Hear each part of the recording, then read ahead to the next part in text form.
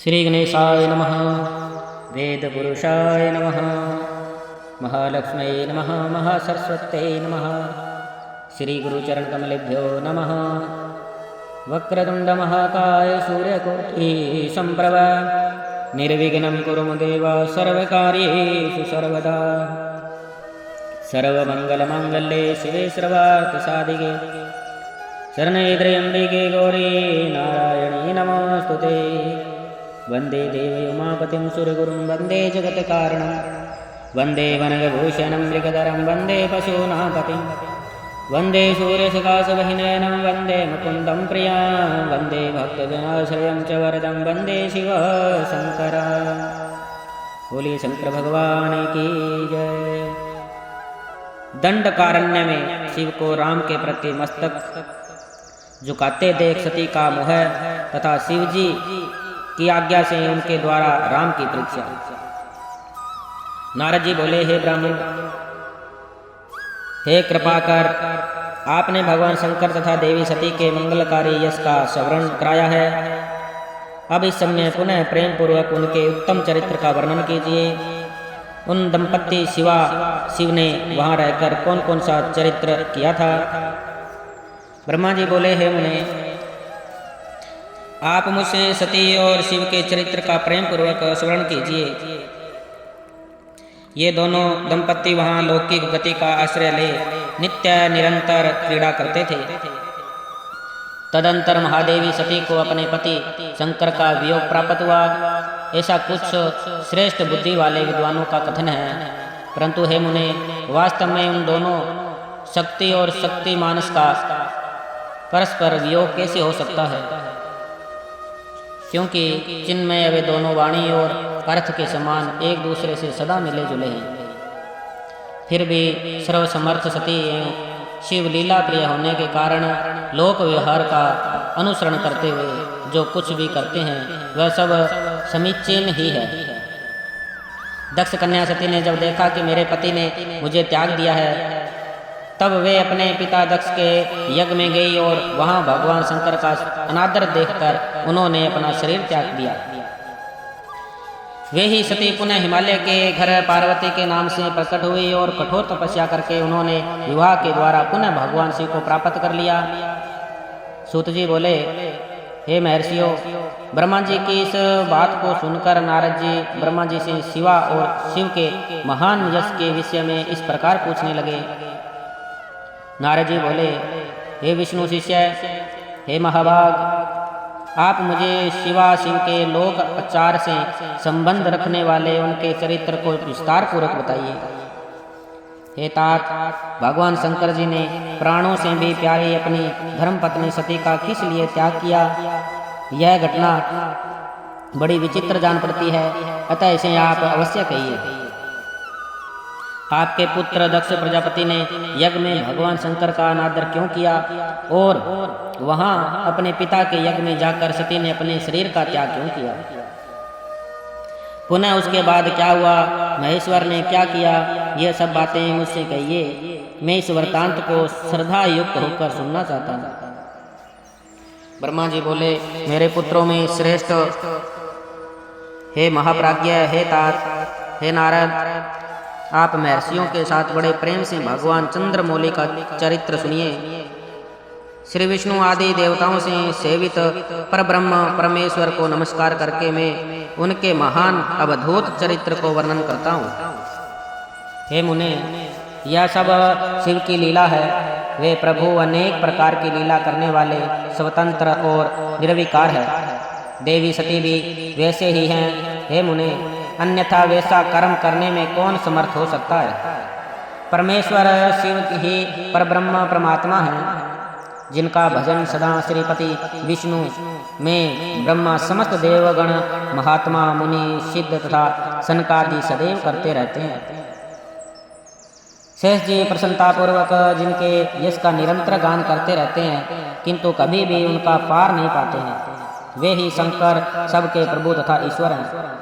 यह सब तत्व विभ्रम उन्हीं की लीला से हो रहा है। इसमें किसी का दोष नहीं है, क्योंकि वे सर्वव्यापी ही प्रेरक हैं। एक समय की बात है, तीनों लोकों में विचरण करने वाले लीला विशारद भगवान रुद्र सती के साथ वृक्ष भर आरूढ़ हो पृथ्वी पर भ्रमण कर रहे थे। सागर और आकाश में घूमते घूमते दंडकारण्य में आकर सत्य प्रतिज्ञा वाले वे प्रभु सती को वहाँ की शोभा दिखाने लगे। वहाँ उन्होंने लक्ष्मण सहित श्री राम जी को देखा, जो रावण द्वारा बलपूर्वक हरी गई अपनी प्रिया पत्नी सीता की खोज कर रहे थे। वे हाँ सीते इस प्रकार उच्च स्वर से पुकार रहे थे, जहाँ तहाँ देख रहे थे और बार बार रो रहे थे। उनके मन में विरह का आवेश छा गया था। वे उनकी प्राप्ति की इच्छा कर रहे थे, मन में उनकी दशा का विचार कर रहे थे, वृक्ष आदि से उनके विषय में पूछ रहे थे। उनकी बुद्धि नष्ट हो गई थी, वे लज्जा से रहित हो गए थे और शोक से विलह थे। वे सूर्यवंश में उत्पन्न वीर भूपाल दशरथ नंदन भरताग्रज थे। आनंद रहित होने के कारण उनकी कांति फीकी पड़ गई थी। उस समय उदार चेता पूर्ण काम भगवान शंकर ने लक्ष्मण के साथ वन में घूमते हुए माता कैकेयी के वीरों के अधीन उन राम को बड़ी प्रसन्नता के साथ प्रणाम किया और जय जयकार करके वे दूसरी ओर चल दिए। उन भक्तवत्सल शंकर जी ने उस वन में श्री राम को पुनः दर्शन नहीं दिया। मोह में डालने वाले भगवान शिव की ऐसी लीला को देखकर सती को बड़ा आश्चर्य हुआ। वे उनकी माया से मोहित हो उनसे इस प्रकार कहने लगी। सती बोली, हे सर्वेश, हे परमेश्वर, ब्रह्मा विष्णु आदि सब देवता आपकी ही सेवा सदा करते रहते हैं। आप ही सबके द्वारा प्रणाम करने योग्य हैं। सबको आपका ही सर्वदा सेवन है और ध्यान करना चाहिए। वेदांत शास्त्र के द्वारा यत्न पूर्वक जानने योग्य निर्विकार तथा परम प्रभु आप ही हैं। हे नाथ, ये दोनों पुरुष कौन हैं? इनकी आकृति विरह व्यथा से व्याकुल दिखाई पड़ रही है। ये दोनों धनुर्धर वीर वन में विचरण करते हुए दुख के भागी और दीन हो रही हैं। उन दोनों में नील कमल के समान ज्येष्ठ पुरुष को देखकर किस कारण से आप आनंद विभोर हो उठे और भक्त की भांति अत्यंत प्रसन्नचित्त हो गए? हे स्वामी, आप मेरे संशय को दूर कीजिए। हे प्रभु, अपने सेवक को प्रणाम करके यह उचित नहीं जान पड़ता।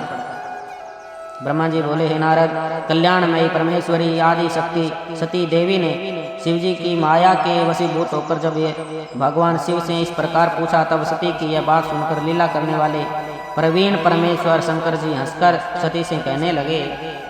परमेश्वर बोले, हे देवी, हे सती, सुनो, मैं प्रसन्नतापूर्वक सत्य बात कह रहा हूँ। इसमें किसी प्रकार का छल नहीं है। वरदान के प्रभाव से ही मैंने इन्हें आदर पूर्वक प्रणाम किया है। हे देवी, ये दोनों भाई वीरों द्वारा सम्मानित है। इनके नाम श्री राम और लक्ष्मण हैं। ये सूर्यवंश में उत्पन्न हुए हैं, परम बुद्धिमान हैं और राजा दशरथ के पुत्र हैं। इनमें जो गौर वर्ण के छोटे भाई हैं वे शेष के अंश हैं, उनका नाम लक्ष्मण है। इनमें ज्येष्ठ भाई का नाम श्री राम है। ये भगवान विष्णु के पूर्ण अंश हैं तथा उपद्रव्य रहित हैं।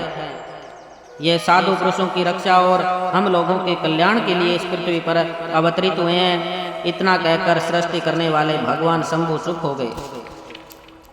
इस प्रकार शिव का वचन सुनकर भी उनके मन को विश्वास नहीं हुआ, क्योंकि शिव की माया बलवती है। वही तीनों लोगों को मोहित किए रहती है।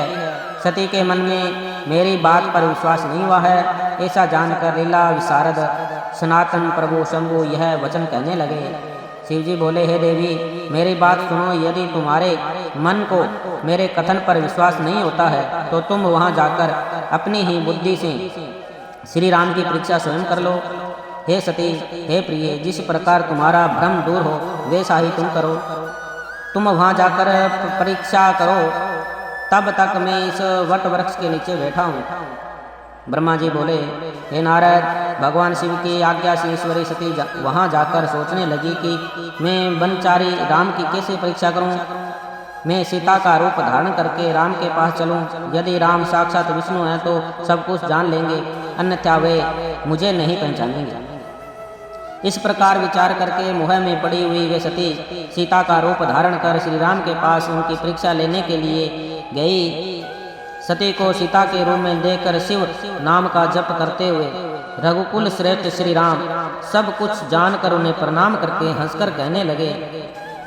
श्री राम बोले, हे सती, आपको नमस्कार है। आप प्रेम पूर्वक बताइए कि शिव जी कहाँ गए हैं और आप पति के बिना अकेले ही इस वन में क्यों आई? हे सती, आपने अपना रूप त्याग कर किस लिए यह रूप धारण किया है? हे देवी, मुझ पर कृपा करके इसका कारण बताइए। ब्रह्मा जी बोले, राम जी की यह बात सुनकर सती उस समय आश्चर्यचकित हो गई।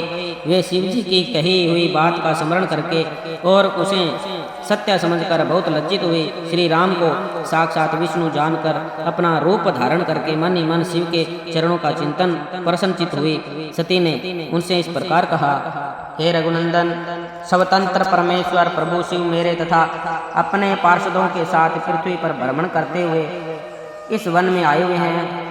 यहाँ उन्होंने सीता की खोज में लगे हुए उनके विरह से युक्त और दुखी चित्त वाले आपको लक्ष्मण सहित देखा। वे आपको प्रणाम करके चले गए और आपकी वैष्णवी महिमा की प्रशंसा करते हुए अत्यंत आनंद के साथ वट वृक्ष के नीचे बैठे हैं। वे आपके चतुर्भुज विष्णु रूप को देखे बिना ही आनंद विभोर हो गए। इस निर्मल रूप को देखते हुए उन्हें बड़ा आनंद प्राप्त हुआ। शंभु के वचन को सुनकर मेरे मन में भ्रांति उत्पन्न हो गई। अतः हे राघव, मैंने उनकी आज्ञा लेकर आपकी परीक्षा की है। हे श्री राम, अब मुझे ज्ञात हो गया है कि आप साक्षात विष्णु हैं। मैंने आपकी संपूर्ण प्रभुता देख ली है। अब मेरा संशय दूर हो गया है। तो भी महामते, आप मेरी बात सुनें।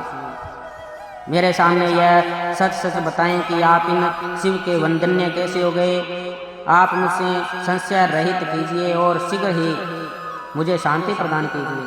ब्रह्मा जी बोले, हे नारद, उनकी यह बात सुनकर श्री राम के नेत्र प्रफुल्लित हो उठे। उन्होंने अपने प्रभु शिव का स्मरण किया।